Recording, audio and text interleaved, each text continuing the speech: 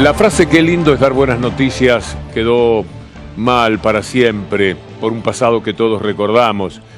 Pero es agradable pensar en que los trabajadores que ganan más de hasta 150.000 pesos no van a pagar ganancias. Una vieja propuesta, un viejo deseo, una gran discusión y una promesa no cumplida. Pero veamos primero la noticia, porque esto visto así es mejor todavía que cuando uno lo manifiesta, porque esto va a ser verdad, esto se va a votar. Dijo Hugo Yasky hace un ratito en marzo. Bueno, está bien, marzo, cuando termina febrero, el gobierno piensa incluir la modificación de ganancias en extraordinarias, el presidente impulsa la iniciativa, tiene el aval de sus diputados. ¿Y quién va a jugar en contra de esto? Bueno, Juntos por el Cambio podría jugar en contra, pero no sé si tiene el mínimo margen, porque esa sería la desvergüenza misma. Vale la pena recordar, a propósito de desvergüenza, algunos tramos de la historia de quitar las ganancias que determinaron el aspecto por lo menos político y ya no mediático de la definición de las elecciones del año 2015. El Estado no tiene que quedarse con el fruto de tu trabajo. En mi gobierno, los trabajadores no van a pagar impuesto a las ganancias. Ese es mi compromiso. Vamos juntos. Vamos juntos. ¿Cómo se convive con esto? Porque son errores repetidos, no es la única vez que lo dijo. Lo sostuvo, fue un caballito de batalla, le mintió. Le mintió a millones y millones de personas que en muchos casos decidieron su voto por este tema. Usted sabe que es así. En efecto, ocurrió. Sigamos escuchando aquellas promesas. Dijo, si yo soy candidato, si soy electo presidente, elimino el impuesto a las ganancias para los trabajadores. ¿Eso es posible hacer? Absolutamente, Gato, absolutamente. Absolutamente, Gato. Qué bueno que me hayan puesto esta frase. Qué desparpajo. Qué vergüenza. Absolutamente, Gato. Le decía Gustavo Silvestre que le estaba haciendo la pregunta pertinente, por supuesto. Así le mintieron a la gente. Así mintieron siempre, cada día de su vida. El mentiroso serial, que es Mauricio Macri, y todos los que le han acompañado, fundamentalmente los medios de comunicación. ¿Recordamos otra de las promesas? ¿Cambiarías esta forma en que cualquier obrero que gane un sueldo mediano ya tiene que pagar impuestos a las ganancias, o eso no se puede cambiar ya nunca más? No, ya lo vamos a cambiar el primer día, porque eso deviene de la estafa, Mario, que es la inflación, que es el impuesto más perverso que puede cobrar un gobierno a su gente. No, la inflación se va a acabar en mi gobierno y no va a haber más impuesto a las ganancias para los trabajadores. Es buena la comparación, porque ahora va a ser distinto. Uno puede poner las manos en el fuego de la convicción que tienen para llevar a cabo esto. Y también el cálculo da positivo. Es decir, los trabajadores por fin, aquellos que ganan hasta 150.000 pesos, no van a pagar ganancias. ¿Usted piensa que es generosidad? No. La medida es inteligente, es valiosa si han elegido el momento oportuno. La gente tiene que tener más dinero en el bolsillo para poderlo gastar. Que no venga después Cablevisión y se lo robe, como a lo mejor tenemos tiempo de comentar hacia el final, porque están facturando de la misma manera. Pero va a haber más dinero en el bolsillo de la gente, va a haber más consumo. Si hay más consumo, hay más trabajo. Si hay más trabajo, hay más recaudación. Es tan sencillo. El círculo que empieza con eso me parece una muy buena medida. Como también es una tristeza la reacción del campo, enloquecida, frente a lo que han sido los dichos del presidente, tratando de pensar en que o gobierna para una élite o gobierna para la gente, o gobierna para los que quieren comprarse 4 Hilux y no les alcanza con una, o gobierna para los que quieren tener un pedazo de pan en la mesa. De eso se trata. Hay dos formas de solucionarlo: que lo resuelvan los que producen y exportan, o que lo resuelva el Estado. El Estado solo tiene 2 canales para resolver: las retenciones, que en este momento están acotadas, o sea, nosotros podríamos llevar las retenciones del trigo y del maíz al 15%, subir 3 puntos, o los cupos, decir, esto no se exporta. Son decisiones que el Estado puede tomar. 2 herramientas. Esto es lo que el presidente dijo, y es muy importante porque lo dijo después de lo que señaló Cecilia Todesca. ¿Se acuerda? La semana pasada hablamos de eso. Ahora va el presidente, sabiendo cómo había reaccionado el campo, y lo dice con énfasis, dispuesto a cumplirlo. Entonces, naturalmente le han salido al cruce de todas las maneras posibles. Escuche a esta señora Chetoni, de la Federación Agraria. Incrementar retenciones o cerrar la exportación, primero es parte del ingreso de divisa y segundo, no tiene el efecto que se busca en el precio final en cuanto a porque en el maíz, para que tenga una incidencia del 10% de descuento en el precio final, tiene que caer a la mitad del precio del valor hoy. Con lo cual, si fuese eso así, se estaría preparando la deserción de los productores para el próximo año producir maíz, porque sinceramente quedan totalmente fuera de posibilidades de tener algún tipo de rentabilidad. Esto es lo que dicen. Y uno, pues, si no está informado, podría llegar a creerles. Miren lo que fue esta pequeña entrevista de Lautaro Maislin con un productor en uno de los momentos cruciales de la discusión con el campo en estos años, claro. ¿Usted también considera que tiene cuestiones ideológicas? El fondo de la cuestión es ideológico. El fondo de la cuestión es ideológico, ustedes lo saben. Es un tema ideológico. ¿Usted productor de soja? Pequeño productor, muy pequeño productor. ¿Y no se ve beneficiado con la segmentación? Sí, con la segmentación quizás, en mi caso particular sí. El porcentaje es menor a lo que estaba pagando. Exactamente, el porcentaje es menor. ¿Se da cuenta? Sí es ideológico, sí juegan políticamente y sí hacen mucho daño. Porque la realidad para los pequeños productores es que tienen una asistencia muy especial, muy importante. Él lo tuvo que reconocer ante la muy buena pregunta de Lautaro. Esto es lo que vale también en el terreno de las discusiones periodísticas y políticas. La calidad de información que se tiene. Ese hombre estaba hablando pestes de lo que estaba sucediendo y bastó una pregunta para que se derrumbara su argumentación y tuvo que reconocer, admitir, sí, le va bien, a todos se les va bien. Dice, en mi caso personal sí, en el de todos. Debía ser honesto en ese sentido. Pero sigamos con la pelea. La pelea tiene que ver con los dueños de los campos, con los grandes latifundios, pero también tiene que ver con los medios de comunicación socios. La Nación es socia de los capangas del campo. Clarín también es socio, por eso La Nación titula de esta manera: fuerte rechazo del campo. Es un rechazo lo del campo a la amenaza. El que amenaza es el presidente. El presidente tiene que tomar decisiones y anuncia que es una cosa o la otra, porque él tiene que trabajar para los sectores medios y los más vulnerables, no para esta élite a la que representa vergonzosa, bochornosamente el diario La Nación. Mire el comunicado de la mesa de enlace. Preste la atención cuando tenga la posibilidad, porque lo que están diciendo allí es que esto va en contra de todo lo que le servirá al país. Es al revés. Si le sirve a la gente, le sirve al país, y la gente es usted. Escúchelo a Pedro Peretti. Acá el problema son los grandes productores agropecuarios que están embloqueando a los pequeños productores agropecuarios para que le defiendan los intereses a los grandes productores agropecuarios. No sé si se entiende. Sí, sí, claro. Entonces, que se entiende. Sí, sí. A mí me parece que no hay ningún motivo para que se le decrete un paro a este gobierno en plena etapa de negociación. Y segundo, me parece muy importante que el presidente trate de desbloquear los precios internacionales de los nacionales para no importar inflación, pero siempre lo tiene que hacer segmentando. Bueno, esa segmentación está, se podrá mejorar en todo caso. Tengo mucho respeto por Pedro Peretti, que es un conocedor y un hombre del riñón de la historia de la Federación Agraria. Sus libros, uno de esos lo he recibido recientemente y pronto lo empiezo a leer. Tiene que ver con eso que luchó el pequeño productor contra el gran latifundista, esos que nacieron con la ley de enfiteusis, que provocó en su momento la explicación de todo lo que se padece hoy. Aquello que podía ser una buena ley, darle por un tiempo o para siempre, por un pago mensual, el campo a las personas que se terminaron quedándolo, pero no se quedaron con 200 hectáreas, se quedaron con miles y miles de hectáreas. Siempre se van a victimizar los grandes ricos del campo, siempre lo van a hacer. Por eso Alberto Fernández, el presidente, aclara, yo no estoy contra el campo, en realidad nadie está contra el campo, estamos a favor del país y esto lo incluye el campo.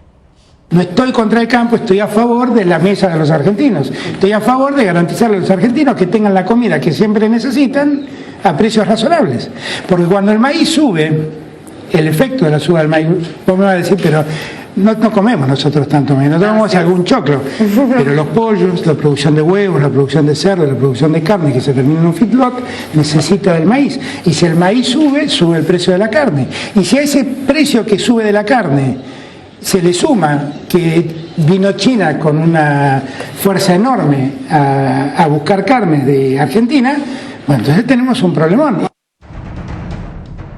El campo, lamentablemente, no da el trabajo ni por asomo que dan las industrias. ¿Sabe cuánto aumentó con todos los años que Macri les dio de no retenciones o de baja de esas retenciones, ¿cuánto trabajo dio el campo? Puede decirse 0. Empezaron con 184.000 y terminaron con 184.000. Estamos hablando de la soja, del maíz, de ese tipo de cultivos. Eran 184.000, siguieron siendo 84.000, con algo peor. Durante la pandemia, durante este año, cayeron 7.000 puestos de trabajo. ¿Y por qué? Si era un trabajo esencial, y se les iba muy bien, y se llenaban de dinero. ¿Por qué perdieron 7.000 puestos de trabajo? Entonces, esta es una gran dificultad para armar una sociedad viable donde haya un poco más de justicia. Y ahora mire estas placas que nos preparó la doctora Julia Estrada, a la que vamos a escuchar a continuación. El maíz, la variación de febrero del 2020 a febrero del 2021 fue el 99%, no le fue mal. El salario aumentó un 35%, podría uno decir nada más frente a ese número. Sigamos con las placas. Aquí tenemos lo que son los últimos 6 años. En promedio, la tonelada de maíz costaba $150 y con distintos tipos de retenciones. ¿Por qué ahora solo es viable producir a $224 la tonelada? Esto es lo inadmisible en la pelea que ellos llevan adelante. Las retenciones no afectan a los productores y benefician al consumidor. Los productores de hasta 400 hectáreas reciben compensación económica. En noviembre se pagaron por este concepto 11.000 millones de pesos. Y la última placa: las retenciones no afectan a los productores y benefician al consumidor. Seguimos con eso. Desacople de precios. Permiten diferenciar el precio internacional del valor de la comida en lo local. Y permitiría un fideicomiso, un precio sostén, para que el precio a los productores se mantenga estable.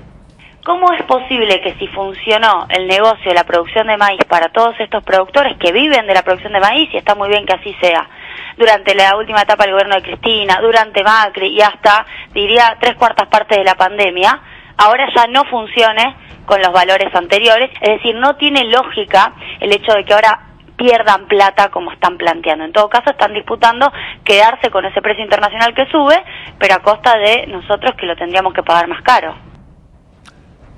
Algunos dicen, solamente en la Argentina, siempre mienten con los impuestos, ponen a la Argentina como el país donde se paga mayor cantidad de impuestos. Es absolutamente una mentira. Pero entre otras cosas dicen también que aquí la regulación los mata, como si en ninguna otra parte la hubiera. En este sentido es muy bueno, de un informe que pasamos hoy en el diario, tomar lo que Iván Jagroski leyó haciendo una pequeña recorrida por el mundo. Australia, está prohibido exportar una determinada raza de ovejas, trigo a granel, cebada a granel y arroz. En Bolivia está prohibido exportar determinados tipos de madera, camisas de algodón, azúcares y artículos de confitería, pollo, carne, trigo, arroz, maíz y aceites comestibles. Estamos hablando de información del 2018. Está prohibido exportar café, soja, azúcar, entre otros. Canadá. Está prohibido exportar manteca de cacahuate, troncos y algunas maderas y algunos productos que contienen azúcar. Veamos este tuit de Ricardo Burjaile, que fue ministro, lo cual siempre me parecerá mentira. No porque no tengas condiciones, sino por lo que representa. Ricardo Burjaile, presidente, usted amenaza a los productores con subas de retenciones y cupos para desacoplar precios. ¿Acaso ignora que eso está vigente con el desdoblamiento cambiario? ¿Puede usted decir qué incidencia tiene la soja en la canasta de alimentos? Mire, Burjaile está muy bien en lo que dice. Es para decirle, llamarlo por teléfono y decir: Ricardo, es magnífico lo que decís. Para Burjaile, que tiene 20.000 hectáreas de campo. Para los amigos de Burjaile, el vecino tiene 20.000, el otro 10.000, el otro 15.000. Para la gente de la sociedad rural, es impecable lo que dice ese hombre. Para su élite, pero no nos sirve a nosotros. No sirve para los sectores medios, no sirve para los vulnerables, no sirve para los millones de personas que tienen que comer gracias al Estado. No sirve para recuperar salario, no sirve para dar trabajo y no sirve para poner un pedazo de pan fresco y no como el que en otros canales promocionaban en su momento durante el macrismo, lo bueno que era el pan duro, que lo mojaban y lo ponían en el horno y salía fantástico. ¿Se acuerda de eso? Eso. Esta gente que ahora está con sus diarios y con sus títulos lanzados con los dientes bien afilados contra el gobierno, que es usted. Nunca lo pierda de vista. Está bien lo que dice Burjaile, hay que acostumbrarse a escucharlo. A mí me parece magnífico. que Burjay le defienda sus 20.000 hectáreas, sus riquezas, sus millones. Pero del otro lado, el gobierno tiene que pensar si gobierna para Burjay y sus tuits o gobierna para la gente y su pedazo de pan. También de eso se trata. Mire, Alfredo De Angelis, que es un conocido hombre del campo, además está lo ideológico. Él criticaba las retenciones cuando las ponía el otro gobierno, pero cuando las puso Macri, porque el Fondo Monetario le dijo basta de esta tontería, hay que poner retenciones, ahí argumentaba a favor de las mismas. Lamentablemente tuvimos que llegar a poner las retenciones porque tenemos un país quebrado. Tenemos un país quebrado, pero son muchos, no solamente el campo, muchas producciones exportadoras van a pagar retenciones. Las retenciones en un país federal no deben existir, para eso hay otros impuestos como el impuesto a la ganancia. Esto lo que hace es resentir más a la producción, ya la vivimos a esto. Son 11.000 millones de pesos que se va a recaudar. Tenemos 15.000 de intereses, así que decirle a muchos que por ahí dice que se va a resentir la Argentina, no. Esto lo que hace es resentir más a la producción. Lo van a pagar las industrias con todo el esfuerzo, van a pagar los intereses de la deuda. La verdad que el campo no tolera, la verdad que esto va a resentir la producción, lo único que van a sacar es resentir la producción, va a haber menos inversión. A muchos que por ahí dicen que se va a resentir la Argentina, no. Esa es la calidad de la discusión, consigo mismo, pero también nos sirve para entender nosotros qué es lo que tenemos en litigio cuando hablamos de estos temas. Bueno, en todos los asuntos, juegan así, de anti, siempre llevados por lo ideológico, porque no soportan un gobierno elegido por el pueblo, porque no toleran la democracia. Por eso han ido contra la vacuna, contra la cuarentena, contra todo. Lo dice bien el gobernador de la provincia de Buenos Aires, Axel Kicillof. Hay que ser mezquino, por decir lo mínimo, para militar contra la vacuna, que es lo que nos va a permitir salir de la enfermedad. Pero lo mismo hicieron durante todo el año pasado los diarios macristas, los periodistas macristas, bueno, que se pasaron el año diciendo no hay clases, instalaron que no había clases en la provincia y en el país, con tal de hacer un show con una sombrilla en un patio, instalaron que no había clases. Y ofende a todos los que trabajaron y se sacrificaron para que sí las hubiera, con todas las dificultades del caso, porque nadie puede decir que fue un año ni fácil ni normal. La señora Luisa Leguizamón es auxiliar y casera en el Mariano Acosta, y hoy estuve hablando de todos estos temas con nuestro compañero Mauricio Polchi.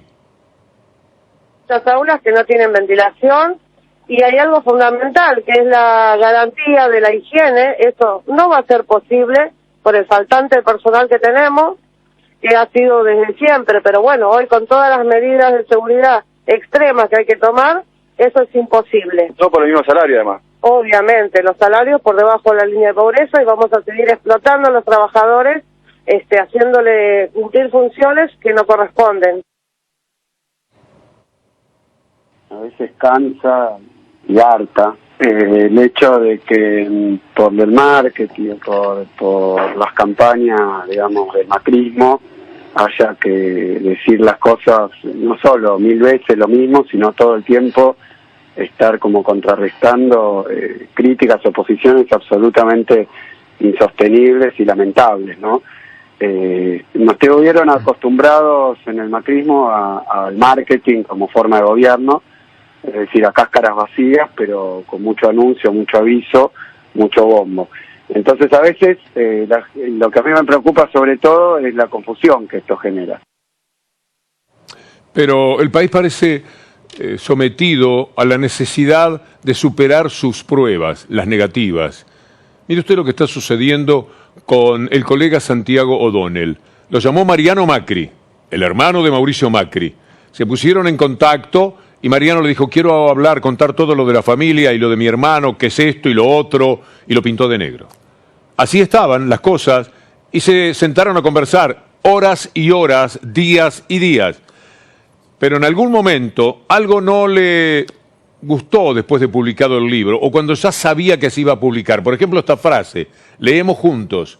Mauricio ha hecho muchos negocios en forma oculta, sin aparecer abiertamente en el directorio, en la posición de accionista. Bueno, y pone algún ejemplo.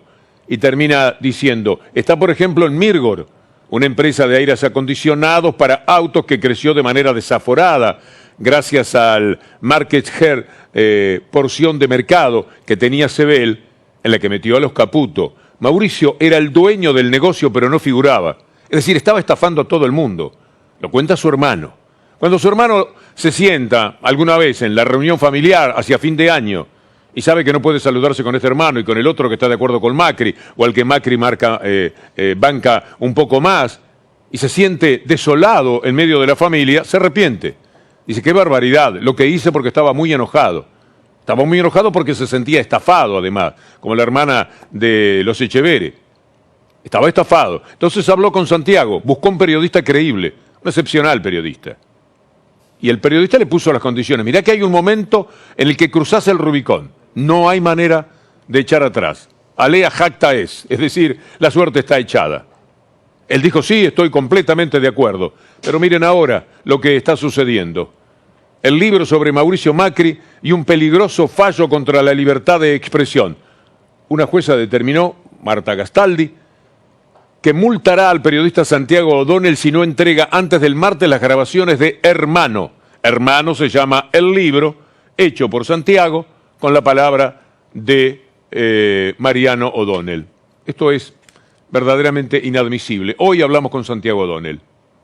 Tengo 18 horas y media de grabaciones de él y con eso hice un libro, ¿viste? No creo que tenga que dar muchas más explicaciones, aunque por supuesto estoy más que dispuesto a darlas en la justicia y en cualquier lado porque actué de una manera que yo estoy convencido de lo más ético y de lo más derecho, como he tratado de hacerlo siempre. Es el gran misterio y me parece que haría para otro gran libro, ¿no? O sea, ¿qué pasó, viste? ¿Qué pasó que de repente empezó a cambiar la cosa, ¿no? O sea, ¿qué pasó? ¿Se arrepintió? ¿Lo arrepintieron? ¿Se sumó al grupo? ¿Está peleando? O sea, ¿qué con alguno? O sea, ¿qué habrá pasado ahí? Está bien, Santiago, pero estoy seguro que lo entendés a Mariano Macri. Se metió en un brete tremendo. A la que no se puede entender es a la jueza. Que Mariano Macri quiera borrar lo pasado, eso que ni Dios puede. Bueno, que lo intente, puede ser. El libro vendió decenas de miles de ejemplares, pese a que no tuvo el mínimo apoyo de los medios dominantes porque no querían algo en lo que un hermano hablaba contra Mauricio Macri. Pero la jueza, esta señora Gastaldi, no se puede entender demasiado. Es muy triste. A unos los persiguen y a otros los blindan, los protegen. En este sentido, este tuit de Martín Soria, hablando del lawfare, me parece relevante, porque esto sí que es persecución. ¿Se imaginan un juez, dice Martín Soria, reunido con Alberto Fernández en la Casa Rosada antes de dictar un procesamiento contra Macri? Sería un escándalo, ¿no? Pero el juez Gustavo Hornos, uno de los bichos más peligrosos y más dañinos para la justicia de la Argentina, dice, volvamos ahí, el juez Gustavo Hornos, de Casación Penal, de la Sala Cuarta de Casación Penal, desgracia judicial, si las hay en la Argentina, y las hay, visitó a Macri antes de procesar a Cristina Fernández de Kirchner. Es decir, estuvo unas horas reunido con él, según la mesa de entrada de Casa Rosada, y después, al otro día, completamos, por favor, completamos la decisión. Quiero ver otra vez el tuit. Ahí está. Ratifican un procesamiento y embargo por 10.000 millones a Cristina Kirchner.